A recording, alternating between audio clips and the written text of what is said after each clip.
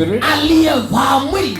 putting on the body. Kwa mimi ukitaka kuniua, So if you want to kill me, ni ngumu sana maana mimi ni roho. it is very difficult because I'm spirit. Inabidi na wewe ubadilike kuwa roho. You need to change to become a Kwa spirit kuingia kwa uwanja tupambane. so that we can enter into the ground. Huwezi pambana na mimi kama wewe ni mwili. You cannot fight me if you are physical. Mimi nilikufa na yeye, Me, I died with him, nikafufuka na yeye. and I rose again with him. Kwa sisi ni marehemu tuliowahi kufa, We are dead, lakini tukafufuka katika I roho. rose in the spirit. Kwa hiyo mimi ni roho I am a spirit aliyevaa mwili who is putting on the na body, anayetembea who is able na to anayeishi. walk, and who lives. Kwa hiyo mimi I am ni roho. a spirit. Piga Yesu makofi. Jesus.